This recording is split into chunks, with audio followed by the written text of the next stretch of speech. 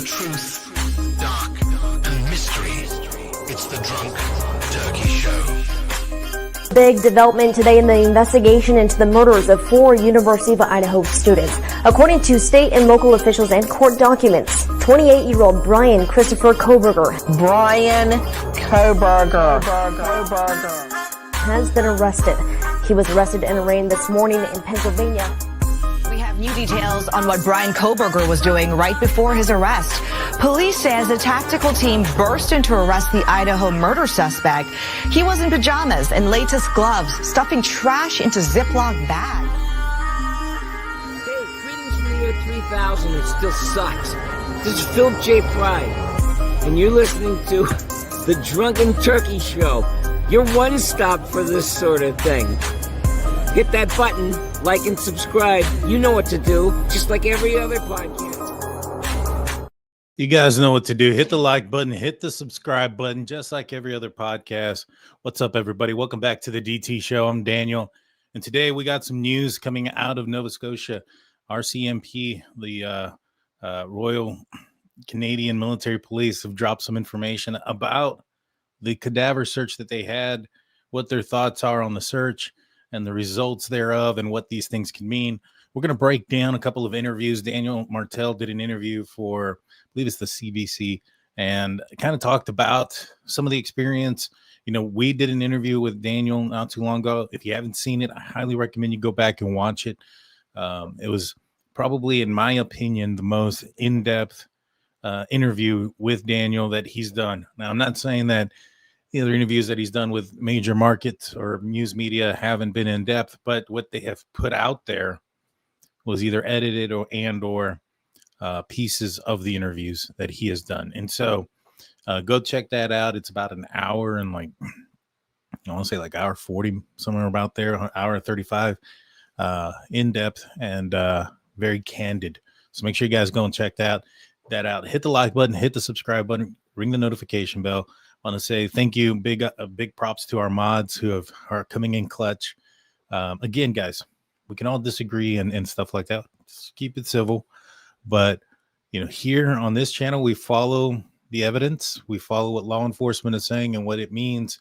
And we utilize that information to deduce what it is that is possibly going on. And so without further ado, let's get into today's conversation.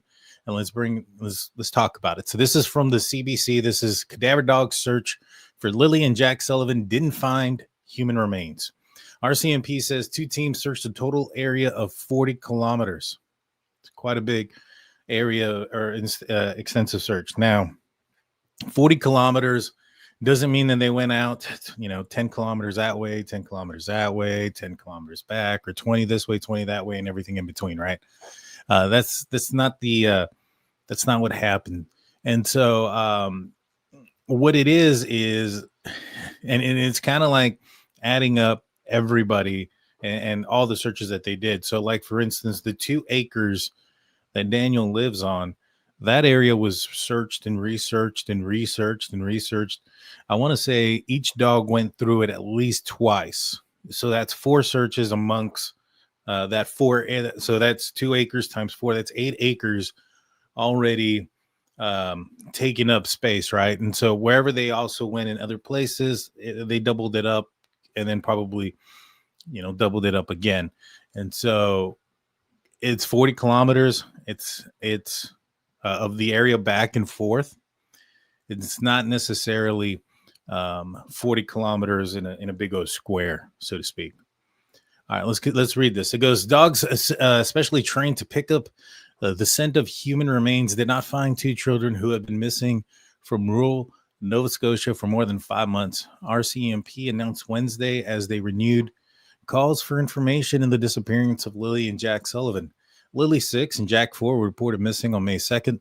When police received a 911 call from their mother saying they had wandered away from their home in Lansdowne, a sparsely populated community in Pictou County, about 140 kilometers northeast of Halifax. Sergeant Rob McCammon said 2 dogs teams had traveled from British Columbia, searched a total of 40 kilometers over 3 days in late September. And so you had the dog named Narc as well as Sergeant Dave Wallen and his police dog Kit, searched the property the children went missing from, along with nearby pipeline and intersecting trails in the area where the pink blanket and was previously found. McCammon, the officer in charge of major crime and behavioral science in Nova Scotia, said that those locations had the highest probability of finding the children, but they were not found. Doesn't necessarily mean that there's no possibility that there isn't human remains there, McMahon said in his interview Wednesday, but we feel we've exhausted the areas as best as we can. And we're going to watch an interview that he does, and we're going to watch again another interview that Daniel does. But and I think a lot of people are looking at this where he says, you know, the dogs could have missed something. I'm not necessarily certain that's on the property for Daniel. And, you know, Daniel's property, it's 2 acres, right? And it's most of it, you know, is movable through and things of that nature. It's not like the dense forest surrounding their property where it's a little bit different. Plus, they were able to go in there and free roam on the property multiple times. So it's a smaller area that they were able to search with the same amount of dogs. Basically, what I'm trying to say is, you know, they had 2 acres there to search compared to the, I don't know how many acres, probably hundreds of acres or 50, 60 acres, I don't know, that they searched out there by the pipeline and everything else, the 40 kilometers. So out of the 40 kilometers, how much of that was just the 2 acre property? You know what I'm trying to say? So it's probably a small amount compared to the rest.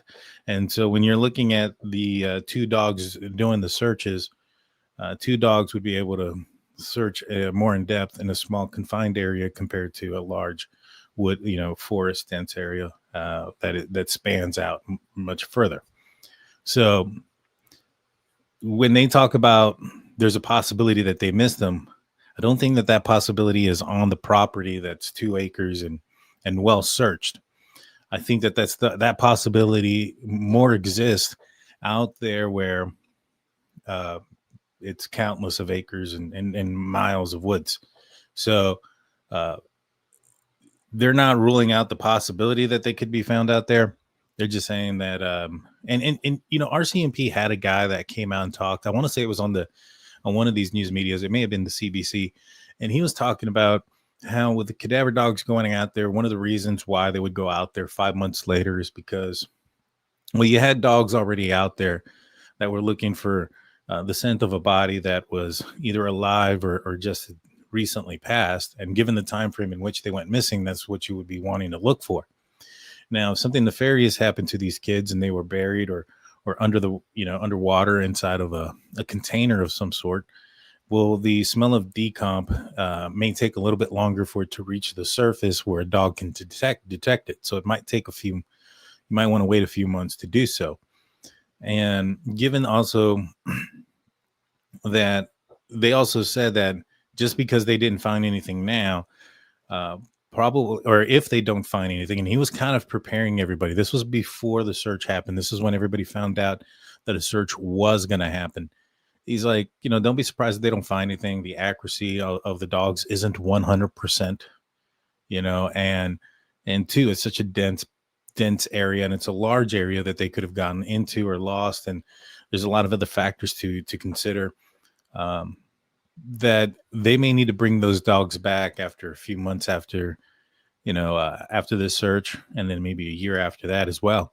And so I wouldn't be surprised if we end up seeing that over the next couple of years if these kids aren't located by, or something isn't figured out by some other means. The children's disappearance in early May previously sparked an extensive grid search that spanned 8.5 square kilometers, mostly densely woods, and involved about 160 ground search and rescue volunteers. Service dogs, drones, and helicopters. The mysterious nature of the case, fueled by a lack of answers, had garnered international attention.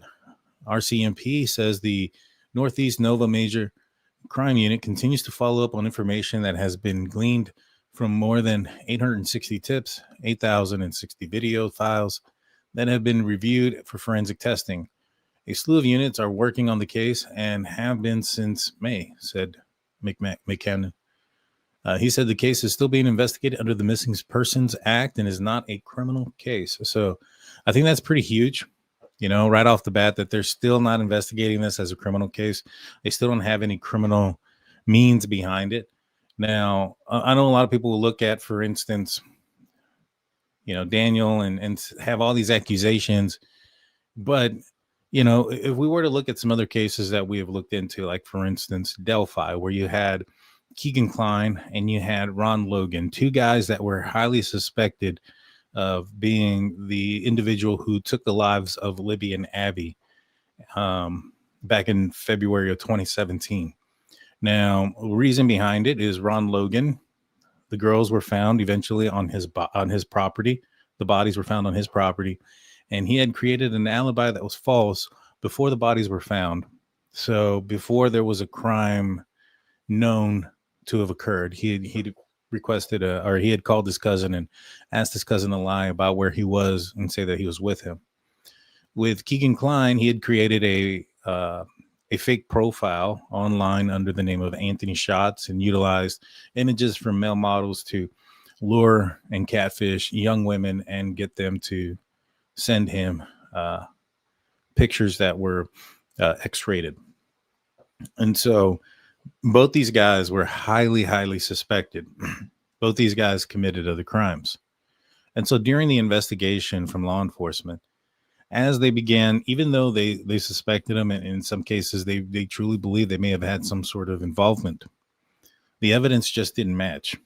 And they couldn't pin it on him. Obviously, it wasn't them. It was Richard Allen. Now, these guys had committed other crimes. Keegan Kline with the young children's pictures, and Ron Logan, why he ended up lying about or needing an alibi is because he was on parole for an alcohol-related offense, and he was out drinking, which was violating his parole. And so that was the reason behind it. During the investigation, those illegal activities were discovered, and both of them were subsequently arrested and charged and spent serious jail time. For Ron Logan, I believe it was 4 years. And I'm not sure if he actually got out. He may have passed in jail. For Keegan Kline, I think he got like 40 years. So for all this talk about, well, Daniel may have been doing this or doing that or doing this or that, I just find it odd that RCMP couldn't arrest him for anything that he was doing that was illegal, especially under suspicious circumstances with the kids missing. It would have been one of the first moves to make. And so, just food for thought on that this is still not a criminal case. A criminal case hasn't developed out of the investigation, meaning the phone search, the text messages, the phone and the banking, GPS location. So all those things that, if you were trying to arrest, make a case against somebody for a drug related offense. So let's just say you think he's selling the drugs. Well, you're going to go through the phones and you're going to look through the text messages. You're going to download the apps that he has and go through any cloud, anything saved in the cloud. You're going to allow a CSI investigator that is specialized in forensics and cell phones to pull out all the data to figure out, all right, this guy's selling it. He has to have clients. He has to have to also pick up items. If he's making it, well, there's certain chemicals and smells and things that that go along with that aren't present in his home, and the search was, there was proof alive the day before. 10 a.m. is when law enforcement arrived. So that's the window in time in which they would have had to have cleaned up the place. But from all accounts, it doesn't appear that the place was clean. So you can't have both ways, right?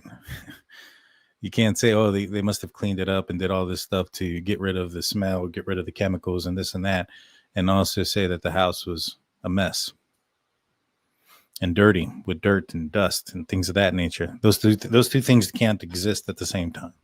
You can't clean a surface and it be dusty at the same time. Just, those things don't make sense. Well, anyways, so if he was doing something like that, those things are very easy to prove. It's very easy to find out. And then you can kind of start to say, all right, well, let's pin a drug case on Daniel now. We'll get him in here, and then we'll get him to talk based off of the pressure from the drug case, whether it's like, hey, did somebody come by? Did somebody do this? Did something happen? Did this happen? There's you have an approach there to do it. And it's one that is commonly used by law enforcement. They will arrest you on something to hold you until, and to utilize that as pressure to either get information about what happened, if there was somebody else involved, or to pressure into getting more information and trying to figure out what occurred. So the mere fact that like they meaning being Daniel and Malaya, and it was funny because I was talking to a guy today, and he was asking me if I believe Daniel because he talks to me and it builds the channel up. And I'm like, well, I've never talked to Malaya. She's never been on the channel, and I tend to believe her too. I go, for me, it's not what Daniel says. It's not what Janie says. It's what law enforcement has put out as far as what investigation they have done.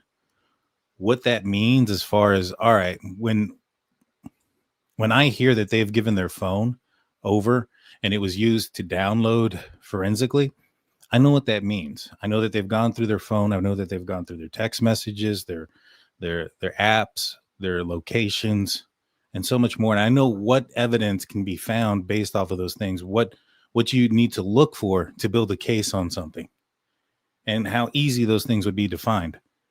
And in this scenario here, I think it's crazy that law enforcement has straight up come out and said that there's not a criminal offense being made, and yet we still are hearing these theories about drugs and other things that were supposedly going on during the time of the disappearance. If the other thing too, if law enforcement thought like Jack and Lilly were being abused, that's a criminal act. That would be a criminal offense to investigate, even if it didn't result in their disappearance. So for those that claim a black eye was Daniel was responsible for this, that CPS was doing this and that. Okay. Well, RCMP should have arrested him. Or maybe perhaps there's some truth to what he's saying about some of the things that they were, looking into. Again, if everybody's kid who had a bruise or even a black eye meant that their parents were involved in something, that'd be a lot of parents.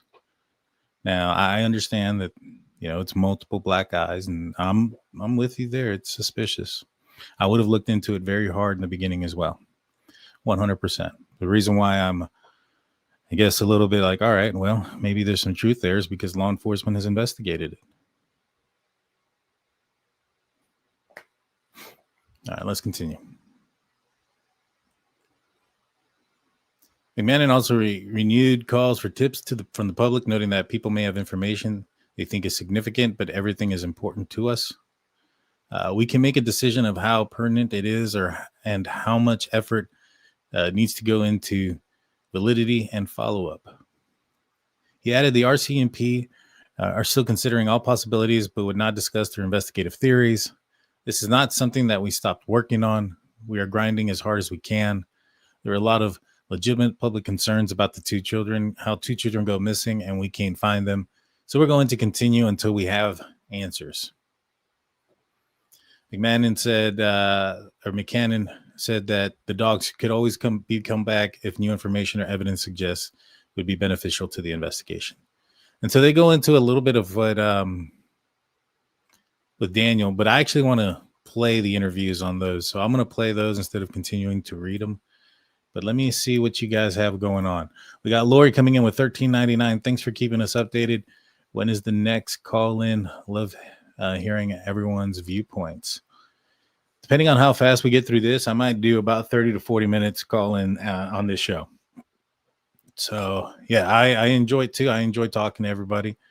So 100%. Thank you. All right, let's play this real quick. 5 months after Jack and Lilly Sullivan vanished, their stepfather Daniel Martell says he continues to search for answers and cooperate with police. That included when cadaver dogs recently came to his property. I come home and the dogs were already, on scene, and they were there for about an hour before I got there. I didn't know the exact day when the arrival was going to happen. So it was even a surprise to me, but at the end of the day, everything's ruled out there, and I hope this speculation, turns elsewhere. 2 dogs trained to detect human remains were brought in from British Columbia the week of September 22nd. They spent about 3 days searching a total of 40 kilometers for evidence of the 2 missing children. They didn't locate any human remains or anything associated to this file or any open files. Staff Sergeant Rob McCammon is the officer in charge of major crime and behavioral sciences in Nova Scotia. He says the dogs scoured the Lansdowne property where the siblings lived. They also sniffed the woods where a pink blanket was previously found and a nearby pipeline and intersecting trails. He wouldn't confirm whether people were questioned during the latest. You see, there's Daniel talking, and they're not letting him, what is he saying? I'd rather, it's 2 minutes and 28 seconds. I guarantee you he spoke for longer than that. Guarantee he spoke for longer than that. The guy, yeah, Daniel, if you're watching, I know you'll probably agree with me. He sends me messages that are 2 minutes or longer than 2 minutes. And so, I highly doubt that this conversation was 2 minutes and 28 seconds mixed in with other pieces of things. I wish they would just let the entire interview roll. A search, but Martell tells CBC one of the RCMP dog handlers had tough questions for him about the day before the children disappeared. He said that Thursday didn't have enough details, and we think you did something to the kids Thursday night. I said to him that Thursday was just an ordinary day until they woke up on Friday morning. And that's when, life changed. Martell says the cadaver dog searched inside his trailer and police even looked under his deck. McCammon says his team. See, I would like to know more about what it is that he was saying around that sentence, right? Apparently at one point they questioned him, and I've been very open about that. I've said, I strongly suspect, just like everybody here, in the very beginning, law enforcement suspected Daniel. I mean, they wouldn't do an investigation as exhaustive as they have if they didn't suspect him. All right. They wouldn't ask him to do a lie detector test. They wouldn't ask him to, let him see this phone. They wouldn't. And even if he said, yeah, I'll do it, or here's this, if they didn't care about it or they didn't need it, they're not going to waste resources. And so, you don't also sit down for 4 hours in an interrogation with someone. So for me, 100%, I believe they 100% believed at one point that he was a suspect. Now, kind of like in other cases, as new evidence comes on and things start to clear up and you get an understanding of the direction in which the case is going, you follow that evidence. Law enforcement have more of that information than me, you, or anybody else talking about the case, right? They have everything. We don't. And so, I know, like in the Brian Koberger case, law enforcement there were getting, they thought it was funny at first, but then they started getting kind of frustrated. But it was to their own detriment because they weren't releasing information. And they thought it was funny, all these random theories that were going out, but this theories because people didn't have all the information. And so when you don't have all the information, theories and stuff can formulate. But, and it kind of goes to where, I guess what I'm trying to say is I've seen here recently where some folks are saying, hey, Daniel had said also before the search that they're not going to find anything, 100% sure. And I'm hearing that some people are like, oh, well, now I'm convinced that Daniel had something to do with it because the kids weren't found out there. I don't see the connection there. What I do see is when I talk to Daniel, when I talk to Janie, there's something called confirmation bias. And I see it with a lot of you guys in the chat too, in a bunch of different ways. But what confirmation bias is where you think the answer, and no matter what information comes in, it's going, you're going to fit that information based on what you think your answer is. And when it comes to Daniel, he strongly suspects, because of the way Malaya acted and things of that nature, that Malaya had something to do with the kids being taken away from the house. He thinks that for whatever reason, I'm not going to go down a rabbit hole that I don't really believe myself. And so he believes that that was the case.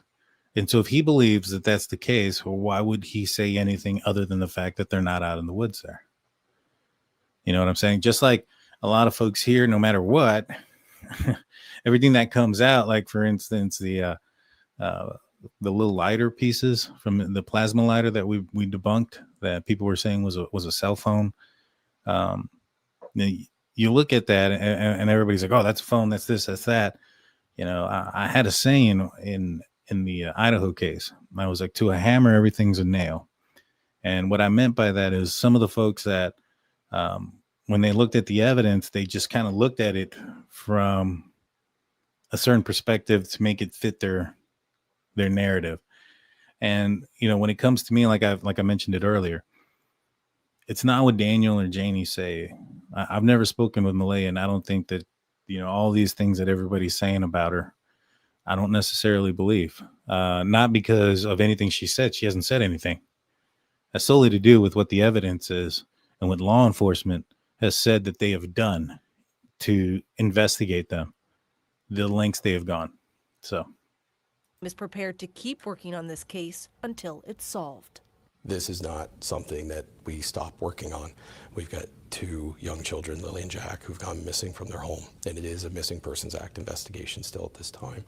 But we need to find answers to that. There's a lot of legitimate public concerns about how 2 children go missing and we can't find them, so we're going to continue to. Was not a cell phone or a lighter. Oh, it was a lighter. Daniel actually sent me a picture of it and stuff. I'll see if I can break it down real quick. I have no problem doing that. It's definitely a lighter. If you haven't seen the video, I recommend checking out my last video, because I debunked it pretty handily. Let me see if I can find it real quick. I just hope I have the videos for this. Yeah, I do. So you see, this is something that Daniel sent me to. You see the tips here? This is when you turn it on, it lights up. Check this out.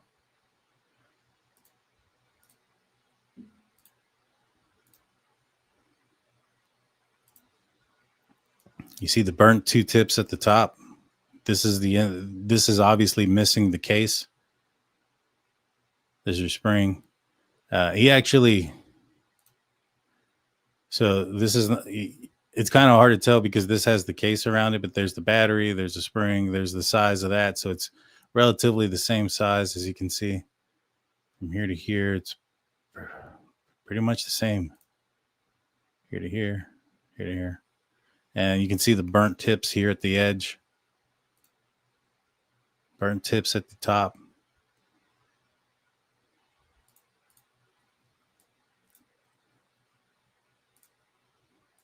Burnt tips, 100% lighter.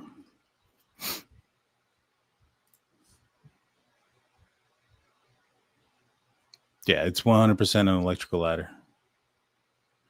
No big deal. No big deal. When I looked at it first too, I was like, all right, that's interesting. But then, you know, one of the things that bothered me was the size of it. I was like, man, that's kind of weird, you know, compared to this fitting right here. That's pretty small. And I asked Daniel about it, and he's like, yeah, it's part of a lighter. He's done this to a few of them. He's got a whole bag full of electronic stuff that he's taken apart, of all the stuff that he's gotten over the years, I guess.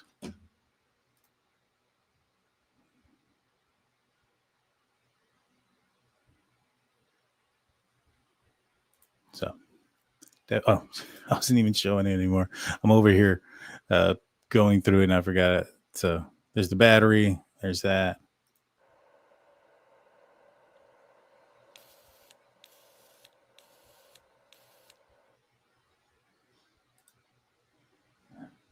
There it is. Let's see. I appreciate that. Thank you so much. Thank you.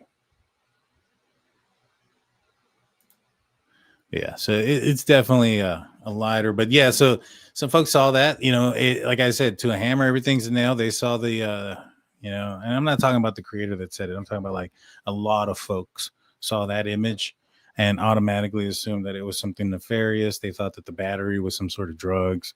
And I was just like, I get the why you guys are so suspicious of him, but let's follow the evidence a little bit at this point. At a certain point, we got to say, all right, law enforcement know more than you, know more than me,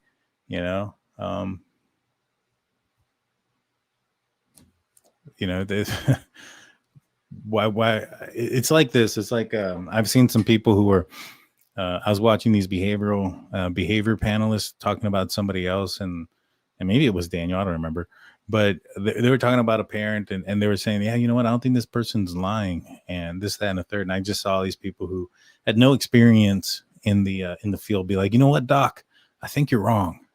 And I'm like, man, these folks have like the nerve to. I'm like, well, what do you do, man? Are you a body language expert? Are you a psychiatrist? Are you a doctor? Are you an investigator? I just think it's funny. But let's watch this interview from the RCMP. It's a little bit longer. One thing that I was brought to my attention was this fence. Apparently this fence wasn't completely built when the kids went missing. There was pieces missing, and so they didn't have to actually open the gate to get out. They could have just walked out. And it's also kind of scary too, because an animal could have came in. We all saw the video of the black bear that was in the area out there, or not the video, the pictures from here on May 28th. If you guys haven't seen it, I'll see if I can pull it up before the show's over. Let's watch this, and then I'll probably take a few calls. Dogs that are trained to detect human remains were in the community on the property where the children went missing. Mm-hmm. What did they find?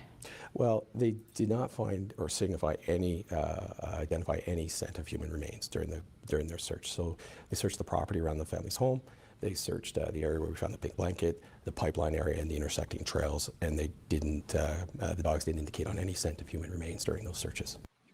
So you just kind of pointed out the places that the dogs were searching at, right? 40 kilometers, like I mentioned, is probably going back and forth and then recovering some of those areas. It doesn't sound like they were grid searching through every spot. So there's probably a lot of area, and much of it's probably strategic. Where they're like, we don't feel that the kids could have gotten through here or gone through there. That probably weren't searched also. So this is my opinion. What does that mean? Well, it means that they didn't locate any human remains or anything associated to this file or any open file, so there was no human remains found. It means that we've basically completed that area of the search. It doesn't necessarily mean that that there's no possibility that there isn't human remains there. There could have been a chance the dogs maybe missed it or whatever, but at the end of the day, we haven't located any human remains. So it doesn't mean that there is not human remains there. And they also say that if they have reason to go back out there, if something pops up, they'll go back out there. That means they didn't find anything else out there. Like they didn't find a shoe, they didn't find the backpack, they didn't find anything of any evidence that says they were out there outside of what it seems like the backpack and the blanket. I mean, not the backpack, the footprints in the blanket. There's always a possibility that maybe the scent didn't hit the dog that day or what have you, but we're confident in the search patterns that were deployed and based on the best practices of our police dog services human remains detection handling unit, and we were confident in the search done, but we did not find human remains. Help the public understand how there could still be a possibility, though. What other factors could be at play? Well, I mean, the conditions at the time. I don't speak with Malaya. I would if anybody talks to her. Entirely Just put me exactly the technical things. I would talk to her. Kind of terms to use associated to why they wouldn't have gut seeing or how something could be found in the area, but regardless, they could be tucked away in different areas. There could be anything that could have caused an odor not to be picked up by the dog. But again, to our best practices and the training and expertise of our PDS handling unit, we feel we've exhausted the area as best as we can. Cindy says black bears don't bother with people. There was just a guy killed not too long ago, a couple months ago, I think in upstate New York. A black bear got into his house and killed him. I wanted to look that up just to make sure. And two, if the kids wandered off, it's not necessarily that a black bear may have hurt them. A black bear could have spooked them and caused them to go into a place that could have fallen. There could have been a lot of things that could have occurred at that point. And three, the predictability of a wild animal just based on the overall behavior of the animals shouldn't be indicative of what one single animal might do out there. You got to remember this was in May. The bears were just coming out of hibernation and things of that nature. If there's a mama bear and a cub, mama bears act a lot different, when they have a cub around than when they don't. They get a lot more defensive and offensive. And so, they're going to protect their cub. So, I wouldn't put it past the realm of possibility, especially when we saw images of a bear snooping around the trash area and going around the house. If it's snooping around the house, it's probably because it's hungry. If it's hungry on May 28th, it's probably hungry on May 2nd too. Right? It's not, this is again, shortly after hibernation and things of that nature. So I wouldn't put it past an animal attack. Plus there's probably other animals that are out there. I'm assuming there's coyotes. There's probably maybe larger dogs. I don't know. I don't know if there's mountain lions or cougars, stuff like that out there. I'm not familiar with all the native species there, but I would imagine there's some predators in that area. And you also have water not too far away. And when you have water, you have animals that go and drink. Whether it's you have predatorial animals that go and drink from the water. You also have animals that are prey for the predatory animals that go and drink from the water. So you should see quite a few predatory animals in that area. I would not be surprised. So to say that it's impossible that an animal may have had some sort of involvement, whether the animal was solely responsible or if the animal scared the children, to say that that's out of the realm of possibility, I think is not the best idea. Really, there's no way you could say with 100% certainty. There just isn't a way I could say with 100% certainty. There's the reality is we're dealing with nature and things could happen that we don't understand right now. And at the end of this, when we find out where Jack and Lilly are and bring them home, then we should have those answers and understand better. Baby's Red says, you would hear kids screaming if it was an animal. Well, it depends on where it was. I mean, the footprint was well over almost 2 kilometers away. If they wandered off and they didn't encounter a bear until they're out in the middle of the pipeline and then they screamed, I mean, that's a different story. Plus the woods are pretty dense. I'm pretty sure that screams aren't going too far out, because of how dense and how many trees there are, kind of containing the sound from bouncing out. Right. If you're in an open area where nothing is preventing the sound from bouncing, back at the person yelling, sure. You probably could hear pretty far away, but inside of a dense woods where, there's a lot of trees around, a lot of brush, a lot of leaves and foliage. I think that would dampen the sound quite a bit. So, food for thought. How many days were the teams on the ground? I believe it was around 3 days that the teams associated to this particular search, and they searched roughly 40 kilometers of area during that time. And what do you mean by 40 kilometers? Is that? Well, they do, again, I'm not a PDS dog handler, so I can't talk about all the specifics, and I wouldn't talk about all the specifics related to an investigation, but in general, they run certain search patterns, and they do, certain techniques and drills to kind of put the dogs out there and do the searching. So to say exactly how that looks, but they covered roughly 40 kilometers of area during the 3 days that they were searching, and covered all the areas that we felt were relevant to our investigation. Did they search inside the trailer? I would have to get back to you for specifics on that, but they did search in and around the property. I wouldn't be able to answer for sure right now. I quickly we'll get Stratcom's to find that answer, but I'm not sure if they went inside, but they did do the whole property around and the area around there, the pipeline trails, where the pink blanket's at, and then intersecting paths and areas. So. Did one of the handlers question the children's stepfather, Daniel Martell? I can't comment on what was. There would also be evidence if it was one of the parents on all the things that they cooperated to. Said between Mr. Martell and the dog handler, that's really not something I'm aware of or have knowledge on, and I don't have any comment there. So, would it be common practice for a dog handler to question people who are involved in investigation? There may be circumstances. I mean, I'm not sure that there's strict protocols on talking or not talking. I mean, when a dog handler, and maybe not protect this circumstance, but if you show up somewhere and you need to use a dog, you would probably gather some information to help you get that started. So there could be reasons for sure for PDS to be talking to somebody at the scene to get the information they need.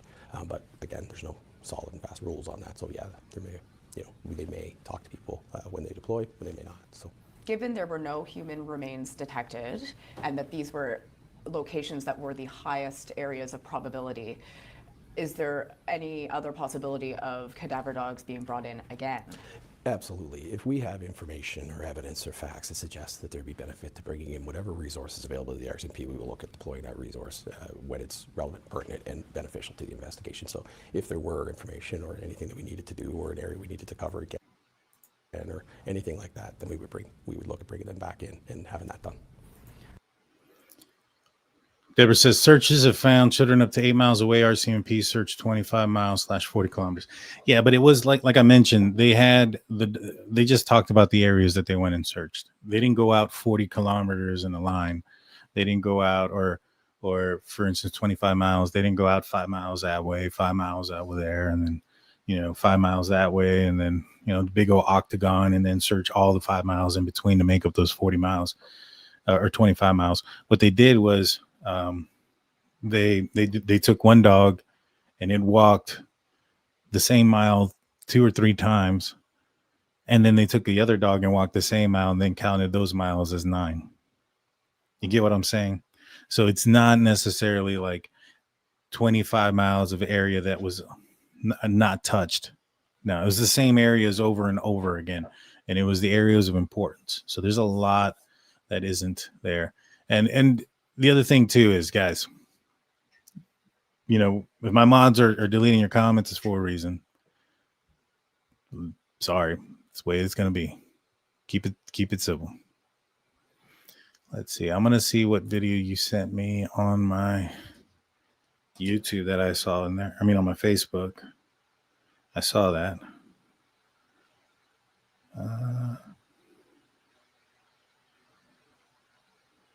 Let's see.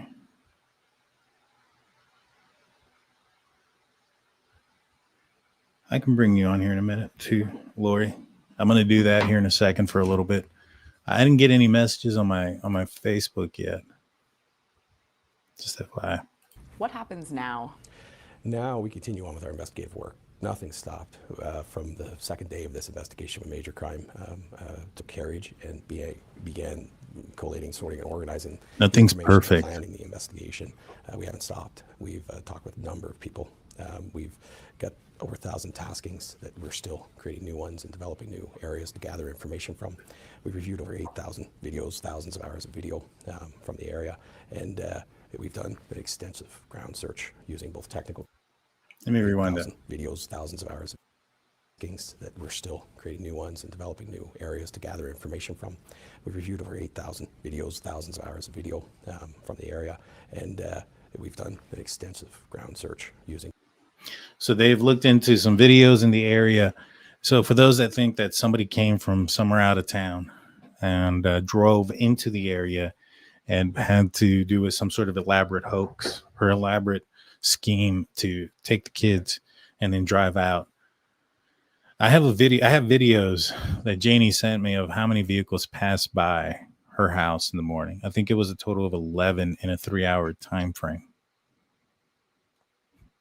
So the number of people that you would be looking for that are traveling in and out of that area, and the likelihood of them being caught on some sort of camera at some point, especially if they're traveling, a larger distance away to get to the location, it would have been caught on camera at some point, So I just don't buy that stuff about, somebody came from an hour away or 45 minutes away, picked up the kids, without there's too many holes in that for it to not make sense. And in your premiere interview with Daniel, he mentioned that RCMP had used classified aerial search equipment in the first searches that would have found something if there was anything. Nothing's perfect. There was a guy, Travis Decker, who killed his three daughters. He put a bag over their head and killed them in the forest. He went on the run. And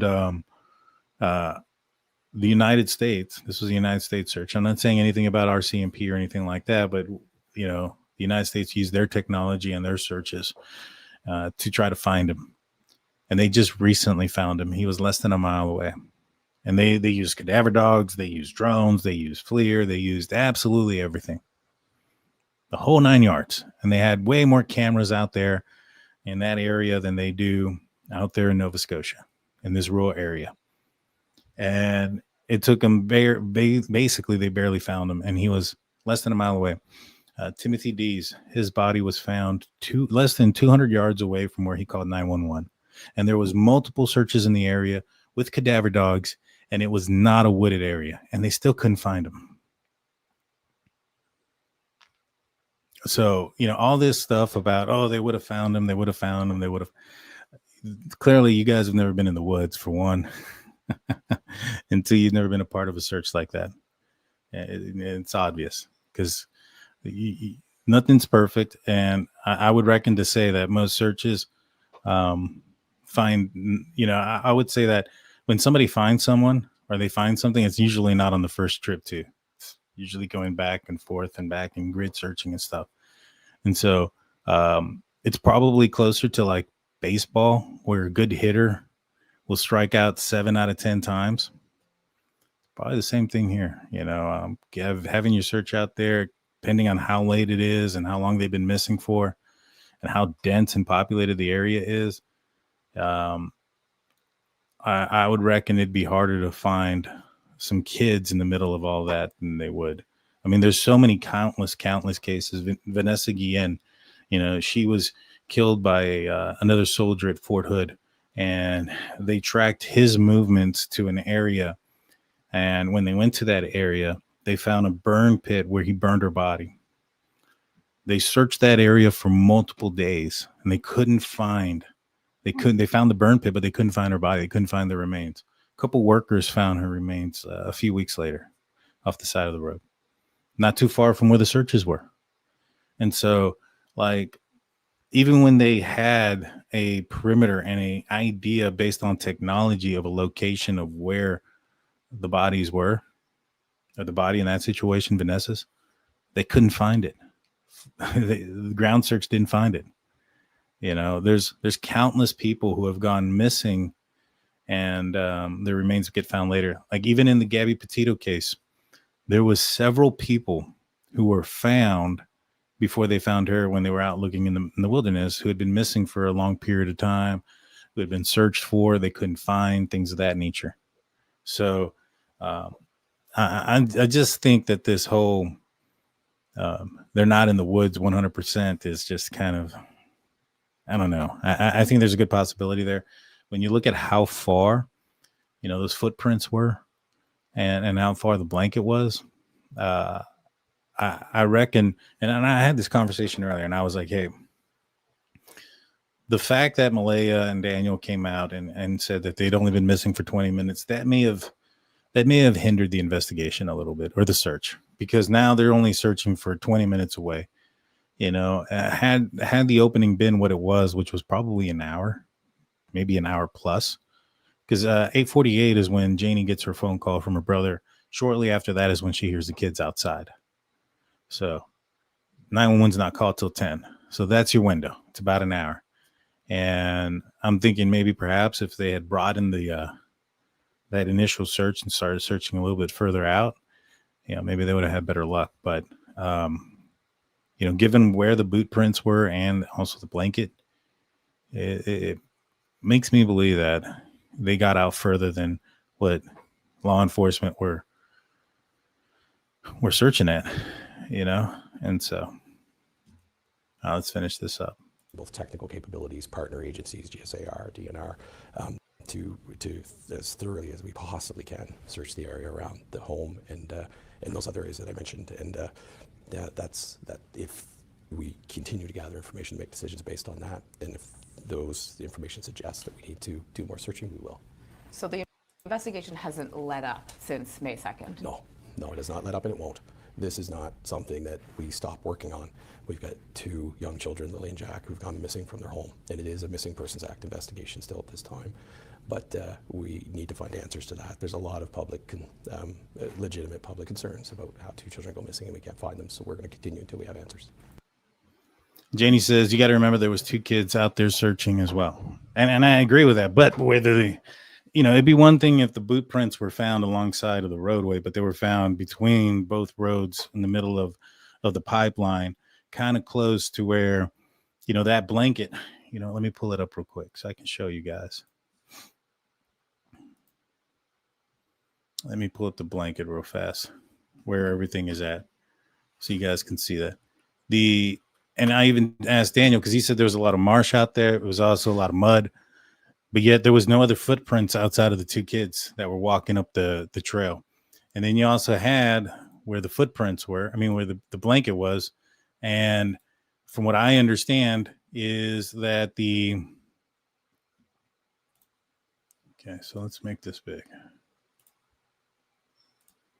All right, so you have your blanket here, and then you have the boot print was on the pipeline between this road here, Lansdowne, and this road here over here. And they said it was somewhere in the middle, right? Now, if you follow up this direction, which the boot prints weren't found until the very next day, and, did Malaya and Malaya's family, the kids and all of them kind of walk up this trail back here, walk through this trail back here, get out here, and then enter and get to where the footprint is right around here? Were they searching this deep into the woods? These little kids without supervision, and then they somehow managed to get back because they were, their parents' footprints weren't found or anything like that. Now, this one, Sassy says, Janie also says that she may have known they were missing before 8:48. So I went and actually read the documents, and I brought this up the last time when we looked at them. What it says is that there's 2 times that Ron calls. Ron calls is at 8 o'clock, and then there's again Ron calls at shortly after 10 o'clock. And what I think is going on here is that because it even says that she clears it up. They go, hey, Janie clears up the timeline, and it was this time. And then shortly after that, it says that Ron called and that Janie says that she had just found out that the kids went missing. So, which makes sense because that was after 10 o'clock. That was after the 911 call. So, I'm thinking that law enforcement probably heard initially, they probably got confused by the 2 times that Ron called and confused them for the 1 time. And so when she said, yeah, Ron called, it's at 8:48 and I'm talking, and then Ron called and, again, and the kids had just gone missing, and I told him the kids were missing, then that would have alluded to the officer to believe that the kids went missing ahead of time. And so it's in the documents. You just got to read more than what some of these creators just highlight. You have to go into the entire paragraph, and it kind of clears it up of what it meant. But yeah, Ron had actually called twice, once at 8:48, and then again shortly after 10. And that's when Janie tells him obviously that the kids just went missing. So makes a lot more sense with the timeline as well. But you got to read the entire thing. All right. So for me, yeah, for footprints to show up somewhere in between, this road here and that road over here, and it'd be just so happened to be small kid sizes, the same size that Lily was wearing, on the pipeline in the mud without other footprints of other people, meaning that these two kids that were on the pipeline were alone. And so we would have to believe that Malaya's family members that are small kids went all the way out here on their own and didn't get lost and somehow made their way back. Although I don't think that the document of the footprints indicated that a back and forth action. It didn't say that. So it didn't say that, there was a trail going one way and a trail coming back, which is kind of what you would need if you were out searching. You go so far, turn around and come back. If they were just going in one direction and there was nothing coming back, that should be an indication also that they were more than likely Jack and Lily's. And then you also have the location. You have it here, and then there's just so happens to be a street that ends with a trail that just so happens to curve around and puts you right on the pipeline where the boot prints were. I don't believe in coincidence. I don't think that's a coincidence there. We got Diane EA being the newest member. Thank you, Diane. Welcome to the crew. And Garnetta Binge also coming in as the newest member. Thank you. Thank you. We appreciate all you guys.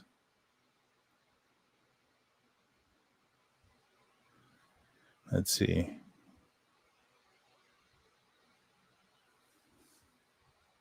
So I just wanted to point that out real quick. Let's bring this back up. RCMP have been conducting forensic testing, including on the pink blanket that you mentioned. What can you say about what results came back or what we know about the forensic testing?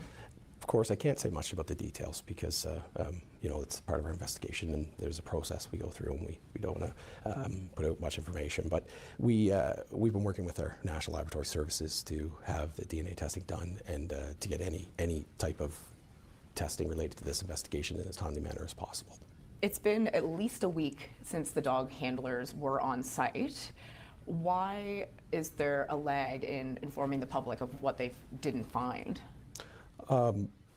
Well, I'm not sure about the lag. We put our information together. We wanted to make sure that we provide accurate information to the public, and both that and some availability for me to be able to come and talk to the public. We wanted to make sure that I had that availability. So there were some delays about that, and we didn't have immediate information that we felt was going to change or collect evidence for us or change the direction of the investigation. So we felt we should maintain an organizational approach to this and make sure that we're prepared to provide the information we have and set up these QAs. So that's a bit of the delay, but basically there wasn't immediate information we felt we needed to share with the public, and that we would take the time to get our messaging in line and set up the meetings like this. So you're a major crimes investigator, and yet this case is being investigated under the Missing Persons Act. Is that still the case?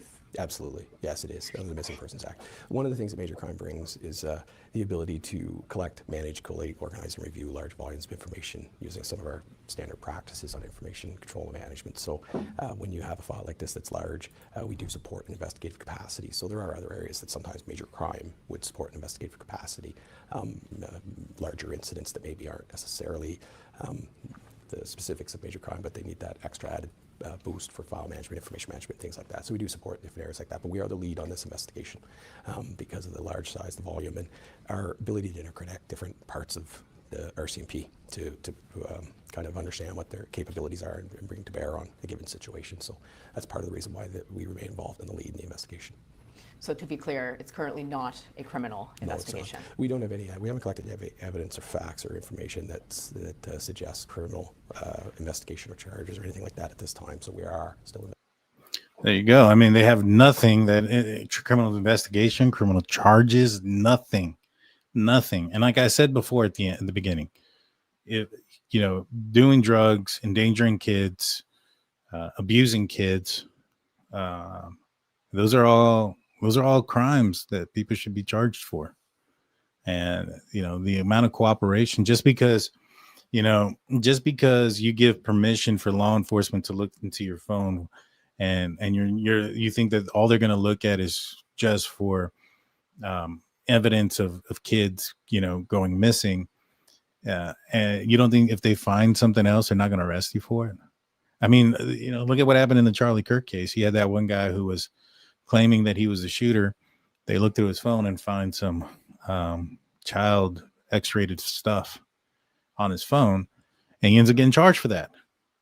So it's like, if they found evidence of abuse, if they found evidence of anything, they're not just going to say, oh, well, that's not the investigation we're doing. I mean, currently they're not even doing an investigation of a criminal nature. And so if evidence popped up that in criminal nature, a criminal nature event popped up, or evidence suggesting one, that would change things. But at this point, I mean, even his facial expression is like, there's absolutely nothing. I'll rewind it for you guys so you can see his face. That suggests criminal investigation or charges or anything like that at this time. So we are still investigating a missing person act. The news release today mentioned you're exploring all possibilities. I think a lot of people are wondering what the possibilities are here. Yeah. Of course, I can't talk about our investigative theories in our direction, but we part of the role of being investigators to be unbiased and collect information and fact to make decisions based on that. So we continue to do that. We will continue to do that until we have the answers we need to bring Jack and Lily home. All right. So a couple things there with what he just said. Try to be unbiased. Try to just focus on the facts. Keeping an open mind. A lot of people think that blaming the parents is keeping an open mind. That's actually being very close-minded. That's close-minded to the evidence, close-minded to what law enforcement are saying, close-minded to a lot of different things. And so, I think he's trying to say, like, hey, we saw that too, but, we have to remain unbiased. We have to follow the evidence. Kind of a similar situation where I try to put out my content. I try to be unbiased. I try to keep an open mind. Keeping an open mind, like, for instance, somebody saying, oh, Daniel, the kids could have been missing since Tuesday because they didn't go to school that week, even though we know that there's footage of them there, alive on Thursday. That's not keeping an open mind. That's being closed-minded. That's trying to fit your narrative. That's saying, hey, think of what I've said first as being a possibility so that I can still be right, even though the evidence suggests differently. And I'm not going to do that. That's not being open-minded. That's being trying to look for a word I can use without being offensive. That's being ignorant, and not wanting to look at the evidence for what it is. What would you say to members of the public, members of the family who really want answers? What I would say to them is that we are grinding as hard as we can to get those answers for them. We want the answers as much as everyone else. We're family people. We have children, we have families, we're aunts, uncles, grandparents, we're everything, not a grandparent yet, but we have the same connections to our communities and our families as everyone else, and we understand the concern. We are concerned, and we are, working hard to gather all the information that we can to get the answers to bring Jack and Lily home, and we won't stop that. Is there anything else you'd like to add? I would like to, thank the public for the cooperation and information that they have provided. I would like to just identify that if anybody does have any further information or facts or evidence or anything that they feel could assist us in. You see how he likes to say facts or evidence, because he's probably tired of hearing all the bullcrap tips that come in. Daniel told me about some of them. He changes his profile picture, and they even told him, like, come on, man, we're going to get a bunch of tips that you change your profile picture, those type of things. So he's basically telling you, if you have something to say, please be evidentiary, please be factual. None of this, there was this or there was that, there's 20 minutes, there's 30 seconds. His story says at 10:05, her story says at 10:04. Come on now. And as far as the question is, so in Daniel's latest messenger comments, he names the neighbor that the cadaver dog searched in his neighborhood, or is this the neighbor thief you suspected about? I have not seen that. I have no idea who he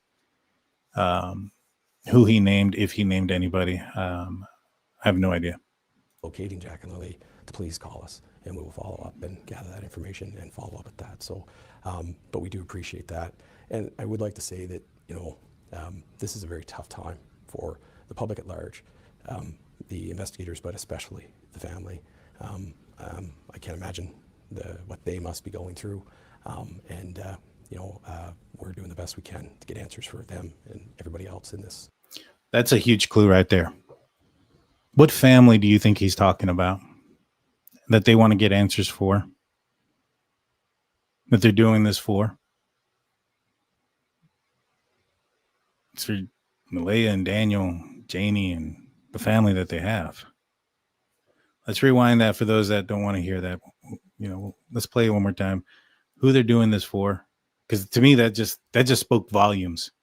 That just spoke volumes about what they think about this case. For those that are thinking, oh, they may know more, they may know this, they may know that, that just spoke volumes. Let's hear it again. Investigators, but especially the family. I can't imagine what they must be going through. We're doing the best we can to get answers for them and everybody else in this situation. So, the families and what they're going through. Cody and the grandparent, Cody, the kid that wasn't in their lives for the last 3 years. They're trying to get answers for that guy who didn't know anything. Come on now. You know exactly, who the family that they're talking about. Now, I'm not saying anything negative about Cody. I don't know him. I just know that he wasn't in his kids' lives for 3 years. I know he passed the lie detector test. I don't suspect him one bit. But, the persons who were breaking down, the persons who were crying on camera, those that were crying off camera. I know a lot of people look at, for instance, Malaya, but Malaya was surrounded by people who were maybe she wasn't so comfortable with, anymore. It sounded like she wanted to leave Daniel, in my opinion. It sounds like she was planning on that. It sounded like their relationship wasn't going perfectly. And so, she I think she lived with her grandmother beforehand. She had more response, different rules out there, probably different living conditions, one way or another. I don't know. And it seems like it sounded like she kind of wanted to go back to that based on from what I've talked to with people who are close to her. I've not talked to her, but I've talked to other people, and to kind of get a sense of who these folks are, and it sounded like she wanted to go back and stuff. And so, you may act differently around those that are you're closer to her that you trust versus those that, if she was in a house where she's like looking at Daniel, that she's like wanting to leave, and now this happens, and Janie's not her mom, you know what I'm saying? And so, or her grandmother. And, Daniel told me he caught her breaking down once. Janie told me that also. Now, they said it was only one occasion. I don't think it was the same occasion that they saw. It sounded like it was two separate occasions, but each one of them saw her breaking down at a certain point. And so, somebody can put up a face, somebody can put up a front. We don't know what's going on in her mind and things of that nature. I've never talked to her, and so there's limited amount of information that's out there, when it comes to her. But it sounds like she's been super cooperative with law enforcement, which is what you need. That's who you needed to be. And so for law enforcement to finish this interview off with, this is who we're doing it for, that should tell you a lot. This should tell you a lot about what they believe. Follow up and gather that information and follow up with that. So she has a civil lawyer for her custody issues. I asked Daniel. But we do appreciate that. And I would like to say that, this is a very tough time for the public at large, the investigators, but especially the family. I can't imagine what they must be going through. We're doing the best we can to get answers for them and everybody else in this situation. Trying their best they can to get answers for the family. They can't imagine what they are going through. And a lot of it has to do with what a lot of you guys are putting them through. I mean, could you imagine being in a situation where you didn't have anything to do with your kid's disappearance? You're out there hoping that they get found, and the whole world is just blaming you for no reason, coming up with bullcrap stories about, oh, we found a burner phone, or we found this, or we found that, manipulating the story. Oh, his vehicle got towed, he got arrested, the bodies were found. I've seen all these headlines on the YouTubes where cops are at Daniel's house, 2 bodies found. I'm like, what the heck? Like, this is stupid, and I can't believe that people buy this crap. But RCMP just told you who they're doing it for and why. I've never seen them say that about a suspect in my life. Never seen law enforcement say that about a suspect in my life.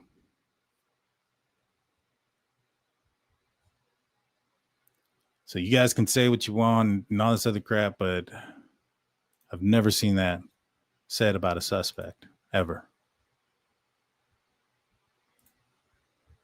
And maybe you guys that are treating them as suspects should reevaluate what your morals and your thoughts are in this situation, because it sounds like you guys are kicking some people while they're down and while their kids are missing. I'm sure many people couldn't handle that. I can almost guarantee it. And can, on top of that, handle what the nonsense? I don't think so. All righty. So let's do some call-ins. Let's see. I'm going to share the stream. If you guys want to jump on, hit it. We'll do this for a few minutes. I've put it in the live chat. If you have, if you want to get your opinions out there, you've been kind of upset that your comments got deleted, things of that nature, well, let's have a conversation. Hit the link. Let's talk.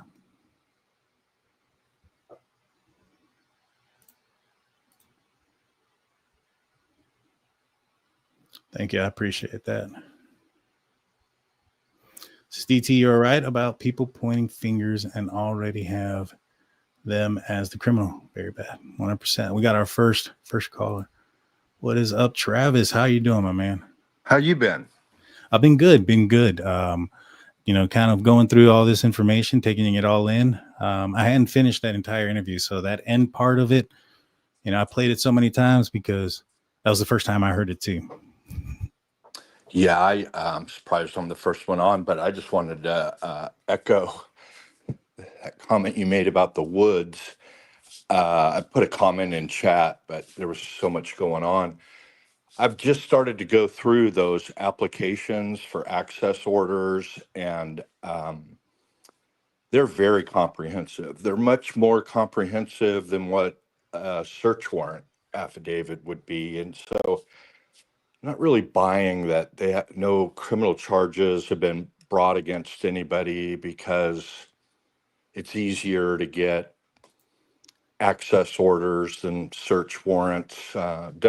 Doesn't appear to me that that's the case, but I'm not a lawyer up there, but I have started going through what they needed to put on the access orders. But to your point you made about the woods, we talked about that last time, you and I. It's just really hard to comprehend. But did you catch in that application order on day 2, I think day 1, Daniel said that he left his phone in the trailer, and he's running around to the different areas.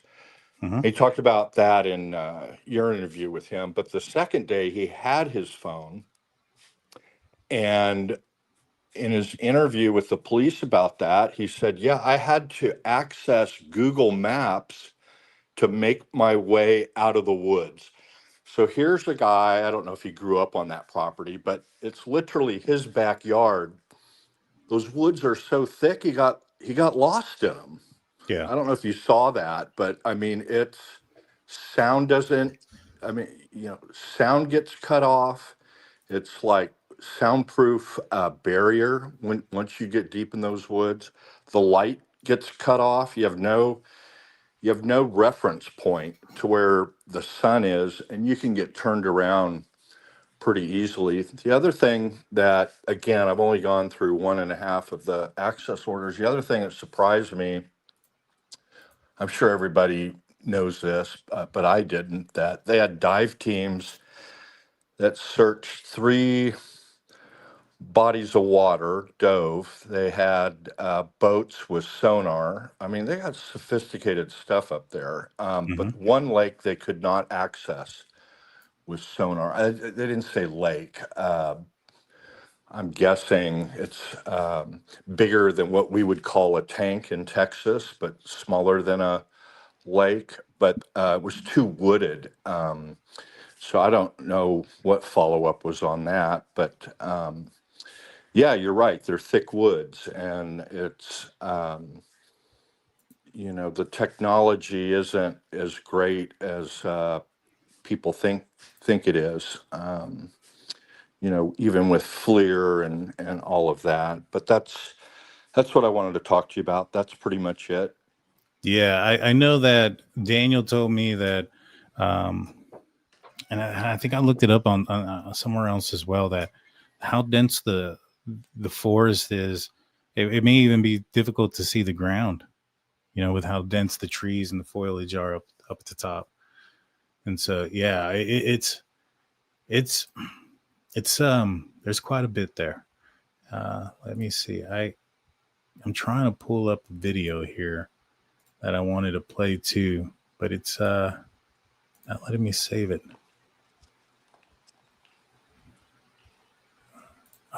Saving it in the wrong spot. That's why. Yeah, no, I 100% think that you're absolutely right on that. Yeah, it's just a really, really tough deal. And, it's the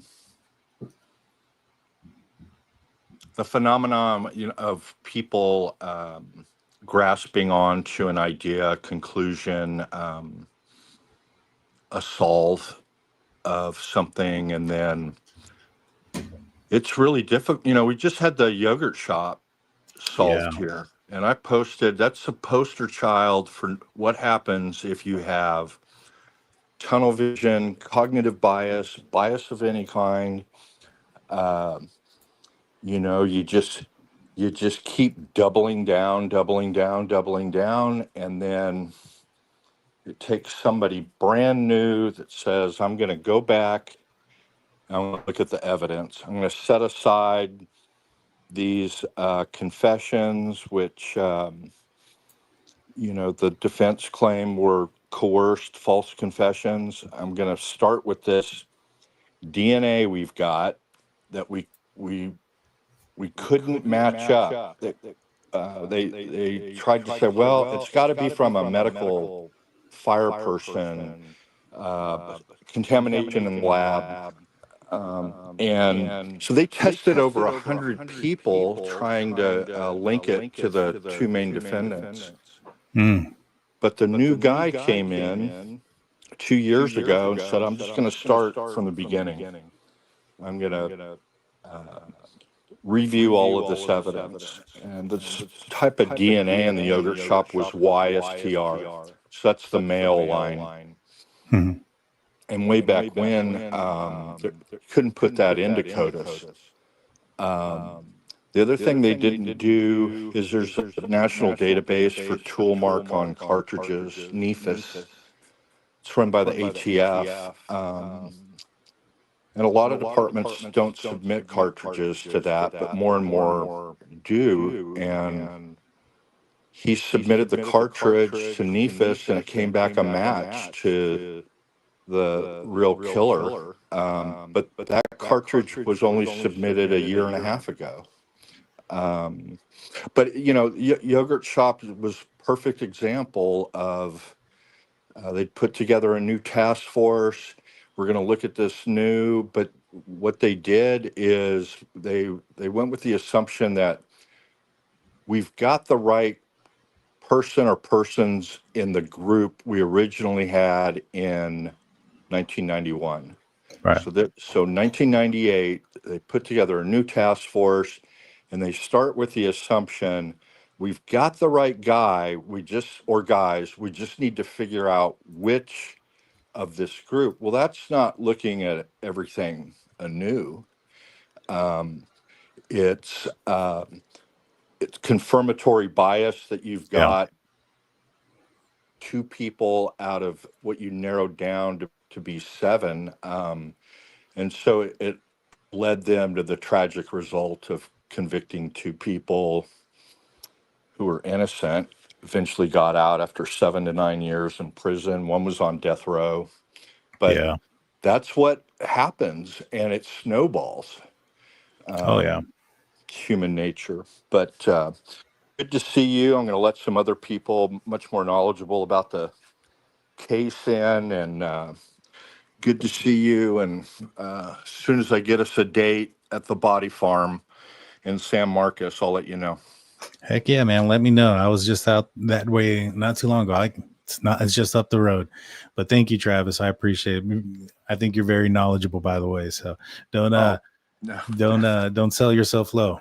Well, on the particulars of this case, not so much, but I'm trying to get there so I can have intelligent conversation about it. But I know enough where people jump to things, and once you lock onto something, it's very, very difficult to let that go. But appreciate you asking people to have an open mind and taking a look at things. But we'll see you soon. You take care. Sounds good. Thank you, Travis. You have a good one. Appreciate you. All right, guys. That was Travis from Austin. Now, what I'm showing here, so one of our viewers sent me this. This is from the Nova Scotia area, just to kind of give you guys an idea about the wooded or the animals that are out there. This is a bear.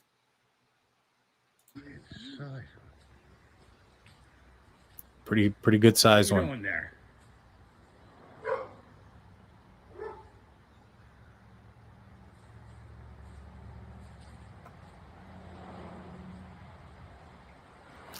You hear that in the background? There's some cars passing by. So this is, and it seems like a few cars. So it doesn't sound like this is probably like a not tremendously populated area, obviously from the scenery, but this doesn't sound, with the amount of cars that I could hear passing by, it didn't sound like overly rural. I could be wrong.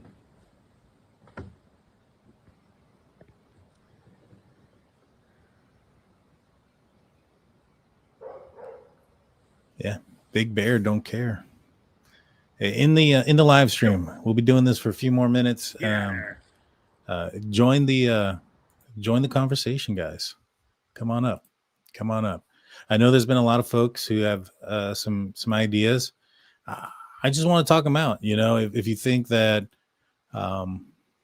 Daniel's responsible or Malaya's responsible, why, what points in that direction, and then what theory you have, and then we'll walk the theory back. We'll be like, all right, so let's start from the basics of this theory that you have, and what needs to happen, what kind of communication needs to be done, and we'll break it down one step at a time, and we'll figure out if it's plausible or not.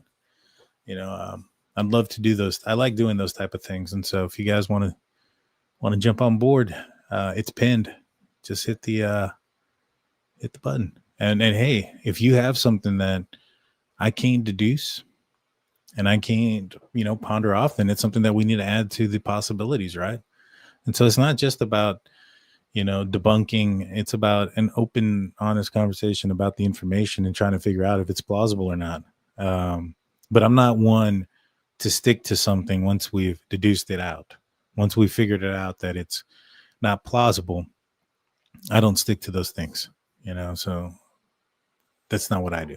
But if you got some, let's hear it. Let's hear it. And if you agree with me, come on. If you disagree with me, same thing. Let's just be civil. That's all I ask for.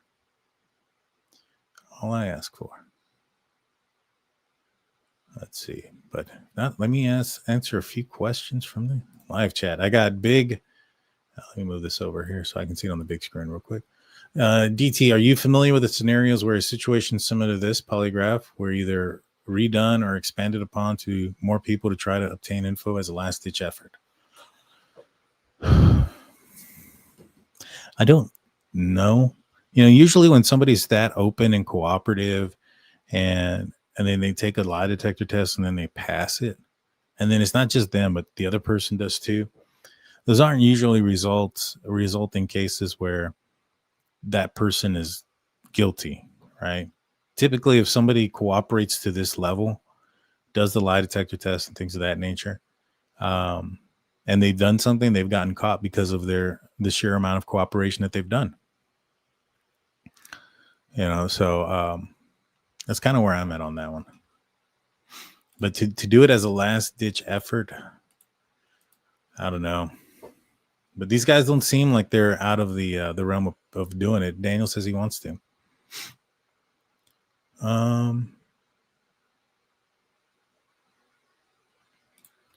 What do you think about Daniel having bags of electronics, and if it's possible he switched out SIM cards, and if he messed with the hard drive and the phone? Well, I think that the detectives would have been able to determine if he messed with the hard drive. They would have been able to determine if there was some tomfoolery afoot. Just kind of like in the Brian Koberger case. That guy actually had, some real studies in forensic and cloud-based forensics. And so he was unable to hide the deletion or the manipulation of the evidence on his phone. I highly doubt that Daniel would be unable to hide those things. And if he was switching out the SIM cards and doing all those things, that would, those things would be recorded on the phone itself as well. So just kind of like Brian Koberger turning off his phone, he turned off his Wi-Fi, turned off locations, turned off a bunch of other things, and then he powered down his phone with the battery full. You can determine all those key swipes and stuff because all those things are saved onto the phone. And so removing or entering in a SIM card and doing all these other things, manipulating your phone, would have been very easy to determine. And you probably have yourself a lead there if that ends up being the case.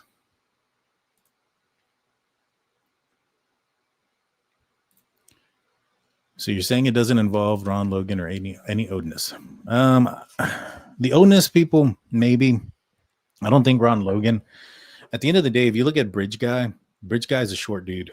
You can tell by his pants and his arm sleeves and his clothing, his shoe size, and also the recently released 43-second video where you can see a little bit further and how close he is to actually Libby and Abby and how short he is.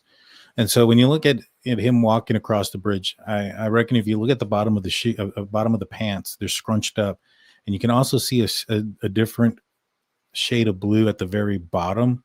It's a lighter blue, about 2 inches. And then, so it's a light blue for 2 inches, and then it gets a little bit darker. That's an indication of somebody folding up or rolling up their pant legs.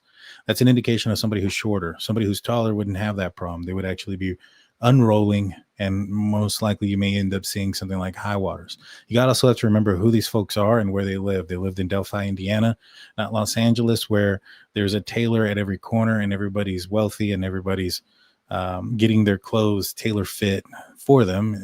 These folks are buying things from the local stores, small rural areas. You're going to be subject to large, extra large, medium, small, etc. And when you're a guy that's vertically challenged, like Richard Allen, you're going to have some problems that are going to be visible on camera. You look at the arm sleeves; they're all scrunched up. Again, an indication of somebody with shorter arms. The brown shirt, comes out of underneath the sweater or the jacket that he's wearing over, a significant ways down his thigh. That's another indication of somebody who's shorter, utilizing clothes that are not made for his height and are made for just normal folks that are wearing clothes. You know what I mean? It's not designed for short persons. So when you start putting in all those things together, you can kind of determine, all right, this person here is a very short person, very small in stature. And obviously Richard Allen was that. You also have the timeline, which he discussed on when he arrived and the girls that were leaving the park. It all corresponds together. There was a timestamp of when those girls prior to them leaving and coming in contact with Richard Allen, they took a selfie. That selfie had a time stamp on it. So it was a stamp in time indicating just before they came in contact, which indicated that Richard Allen did arrive there at 1:30 p.m., not at 12:30 when he indicated several years later, similar to what he said initially, which was at 1:30. So there's just so much there that makes it obvious that it is him, at least on the bridge. And based on the video, the bridge guy is the person that told him to go down the hill and kidnapped him. Now, could there have been other people waiting for him? Could there have been Odinist and stuff like that? I don't know. I can't say, and again, that's me not being closed-minded and me saying there's a possibility. And I thought that Elvis Fields was a guy that you might want to look at a little bit harder. I don't necessarily believe that the guys that people were trying to finger as the two guys, the main Odinist folks, I think they were on camera at other places. So they have alibis, so to speak. Now, could they have sent out the order? Maybe. They weren't investigated to the degree, for instance, that Daniel was, where they picked up their phones and things of that nature. And so there's that possibility is there that there could have been something, but Ron Logan, probably not. Keegan Klein, he's a guy that's also interesting. I just feel that if there was anything at all, law enforcement had a hard on for him, they would have charged him immediately if they could find anything concrete. And so that's kind of where I'm at. Like, I think the guy's a piece of crap. He's serving 40 years for child stuff that he had on, and what he was doing. But I'm following the evidence there that law enforcement, as much as they wished they could have had something on him to put him away for it, they didn't have anything concrete. And then when you put that into consideration with what they did find with Richard Allen, it makes sense. All right, we got our last caller of the show coming in. We got Tink. Tink, what's going on? Hello. How's it Can going? you hear me? I can hear you. How you doing? I'm good, thanks. First of all, I want to clear something up. Facebook group. I am not Durwood, Daniel, or Janie. Okay. And I'm in Ontario. Okay. So anyways, I just want to give you credit for treating Daniel and Janie properly. I appreciate that. People don't want to think outside the box. That they got Daniel already in cuffs and in jail. And it's sad because I've spoke to Daniel's cousin Logan, and I told Logan, I hope to God, because it has happened. I hope nobody commits suicide.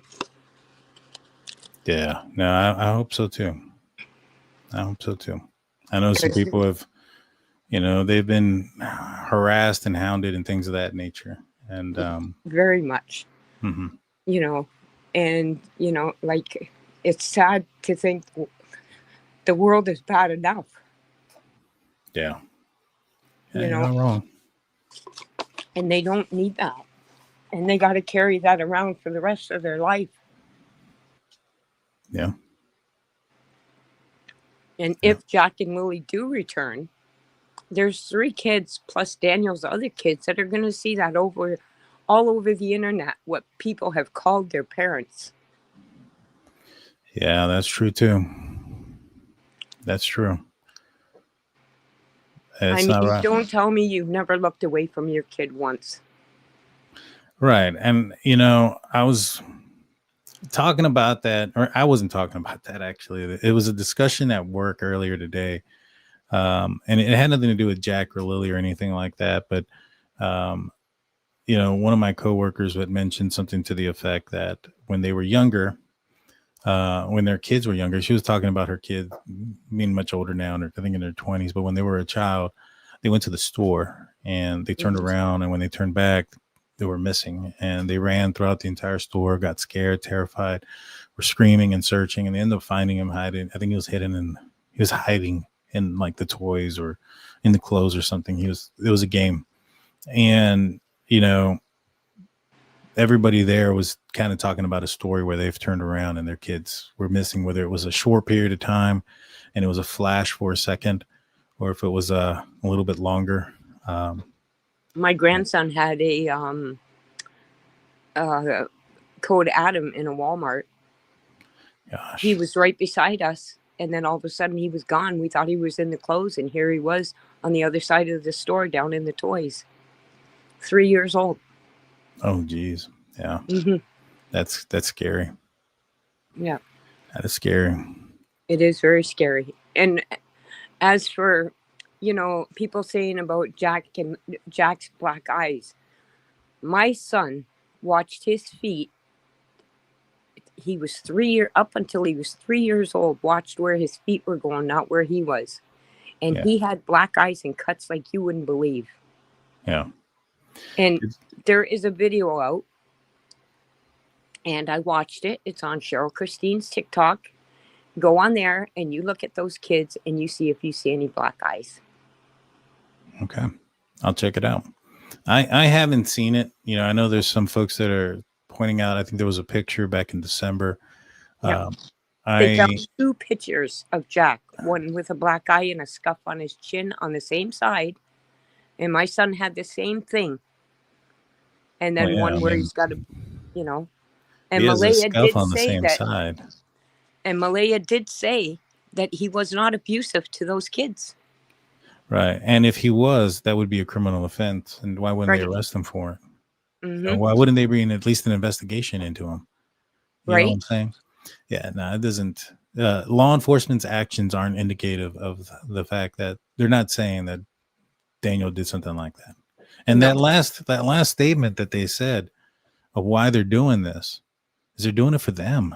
They're doing it for Daniel. They're doing it for Malaya, Janie, Belinda. She's out there doing some things. I said, somebody said Cody and Belinda only, like they're the only 2, but no, it's more. It's more. And actually, somebody said that in the Facebook group and said that the only one that that's out there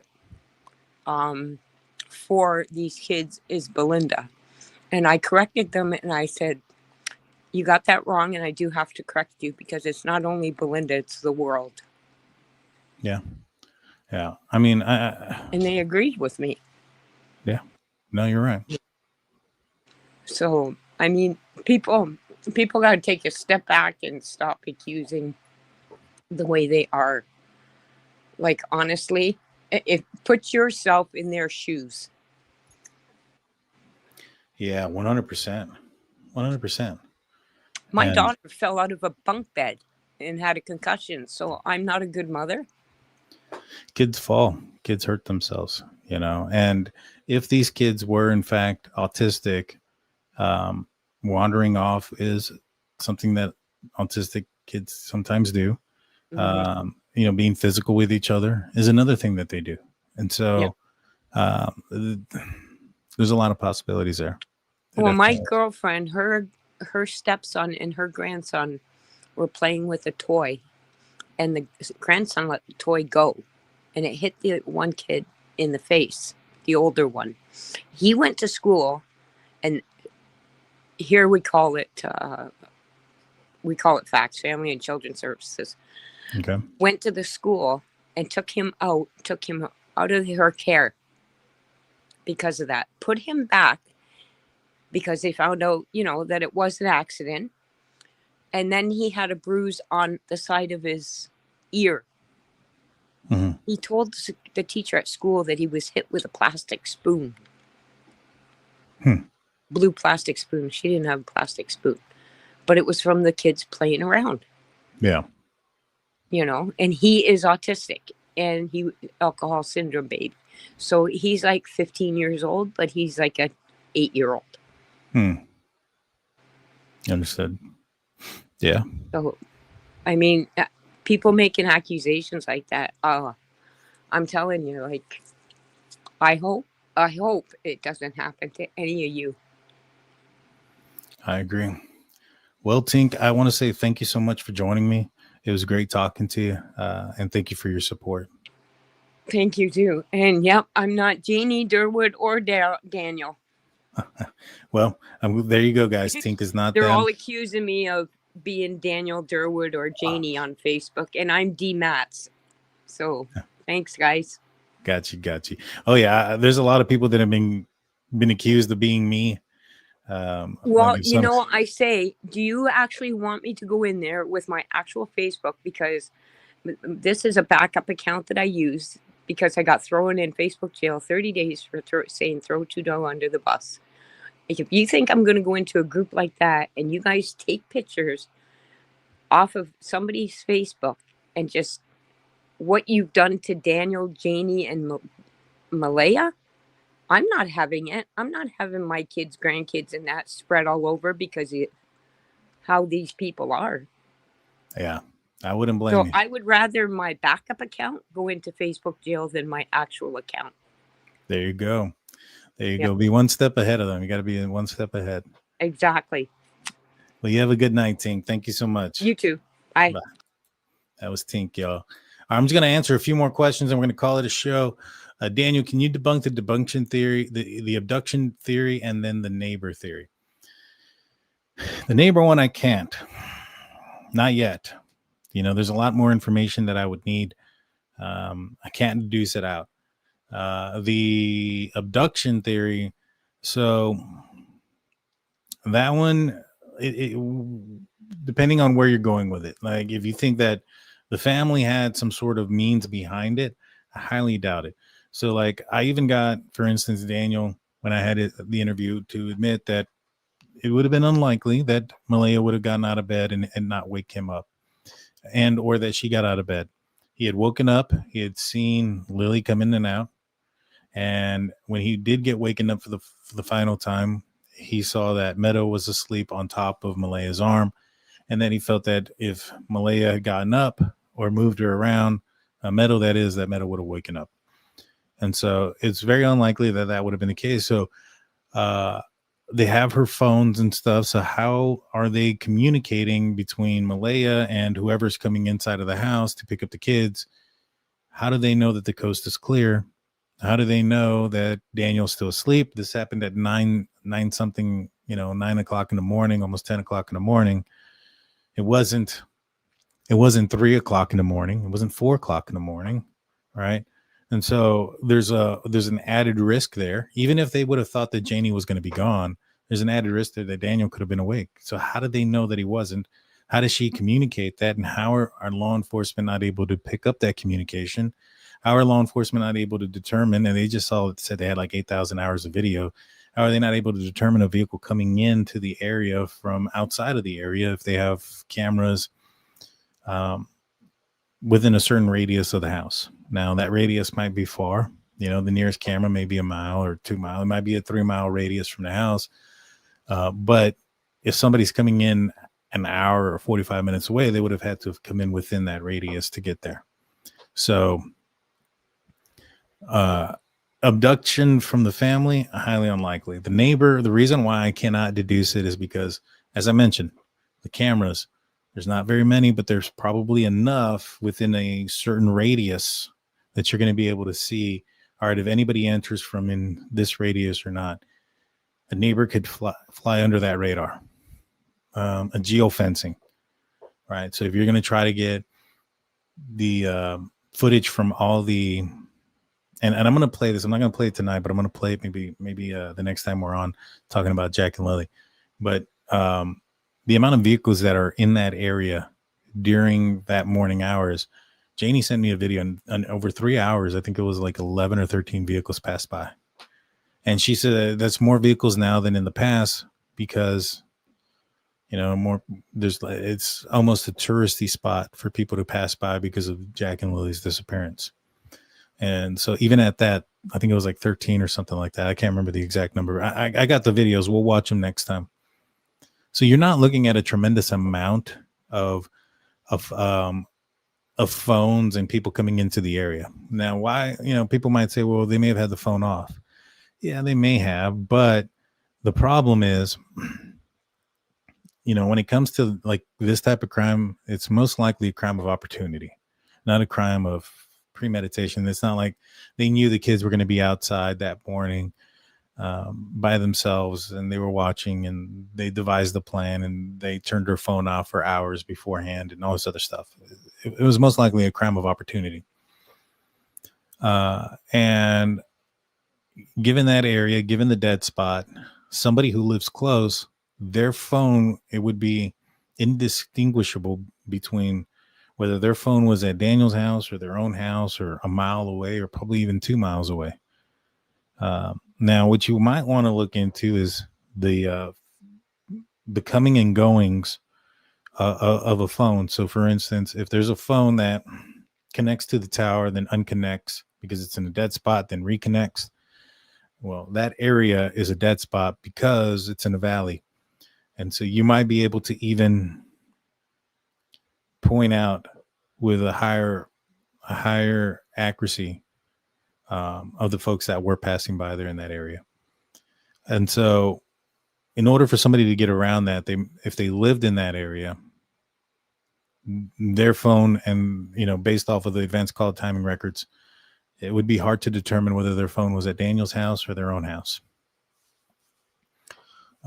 The blanket aspect, right? Because that's going to be a thing. Well, I can't account for the footprints out on the pipeline. I can't account for that one. That one's a question mark. But the blanket, it's placed in a position that's up high. It is in the somewhat opposite direction of where the neighbor was. He lived on the opposite road, or he lives on the opposite. So a lot of people say, yeah, it's the same road. But if you're going from Daniel's house and you turn to the blanket, you're turning right. If you're turning towards this neighbor, you're turning left off of that main road. And so if there was a command center near his house and he didn't want him there, it would make sense to go put the blanket up somewhere visible and in the opposite direction in hopes maybe perhaps to get law enforcement to move away from the area. And that's why you put it up so high so they can see it and everything else. Now, how and when would they have gotten it? They would have had to have gotten it at the time of the abduction.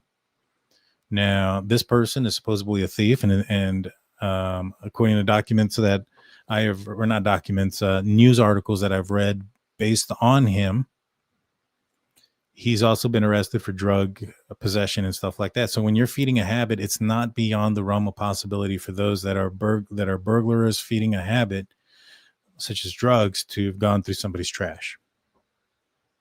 It's quite common. They're looking for things that can clean, sell, fix, whatever the case may be, so they can make a quick buck so that they can turn around and turn it into something. Right. So I can't say for a fact that it's not those situations. I think it's still possible that it is. I can't deduce it out. I can't debunk it.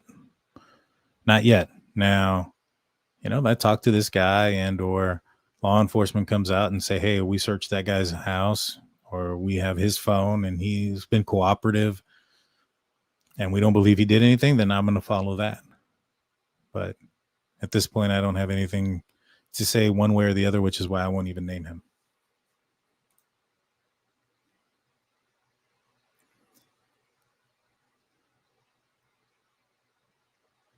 Let's see. Whoever you are, it's not me. She's telling the truth. Yeah. Hey, what's going on? Thank you from Danville, Kentucky. You're awesome. I appreciate it. I've actually been out there. Me and my wife actually were going to buy some property out in Kentucky not too long ago, a couple years back when we were out there. All right. DT, tell this caller I am 52. I have autism, and man, I always had bruises, stubbed toes, and dirt, etc. Yeah. I'm just going to roll through here as quick as I can now. Can you ask Daniel or Janie what was the feeding times for Meadow? She needed a sleep straight afterwards. I can ask.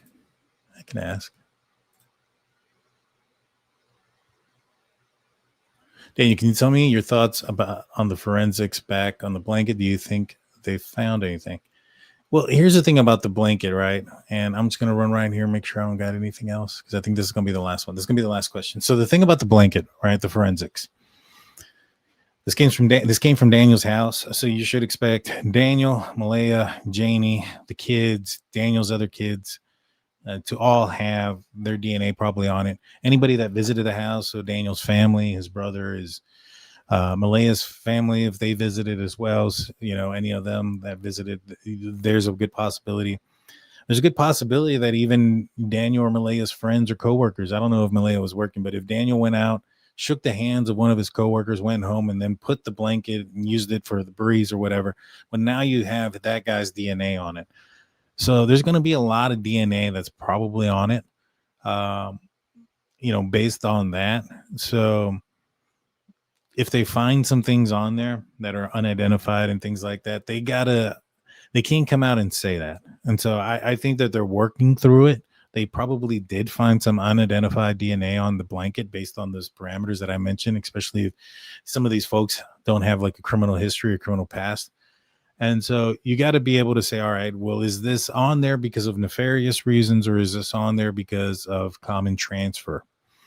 And it's going to be hard to determine. Now, if it's somebody that doesn't belong in the area, somebody that doesn't know Daniel, Jamie, or Malaya or the kids or anybody else, and it's just some random person out of somewhere else, and they did a genealogy, or even the neighbor guy, because the neighbor guy doesn't sound like he's very close to Daniel and them. So his DNA on there would be suspicious. Those things I would find to be suspicious. So it depends on whose it is. I know there's going to be at least a few people's DNA on there, and there's probably going to be a few that are undetermined. I would be more surprised if it wasn't that way. So, all righty, guys. I'll be back probably tomorrow. I'm actually considering doing a show with my good buddy Nathan Hines. He has a show called In Hindsight. I have a show called State of the Steelers. We talk about football. We're actually thinking about talking more in depth about football and stuff like that. If you guys are interested in the NFL game, we might start doing that here pretty soon. I haven't decided yet. We do it on my other channel already, but I'm thinking about kind of just converting everything into one instead of having two. You guys let me know. We're going to be talking about the entire NFL, not just two teams or one team. So you guys can let me know about that if you guys are interested in that. But tomorrow I plan on coming back on. I will have Hillbilly True Crime, I believe is her name. She has been covering the sheriff who killed the judge, shot the judge. I think it was like a year ago out in Kentucky. She's very close and familiar with a lot of the persons that are involved in that case. She's going to be joining the channel here in the next couple of days, talking about that case and getting us caught up to speed, because that one's going to be going to trial here pretty soon. And I still got to talk about Timothy Dees, and we'll see what happens this weekend. But hit the like button, hit the subscribe button, ring that notification bell. If there's anything else that populates or comes out, we'll be going live about that as well. So until next time, guys, we'll see y'all later. Peace.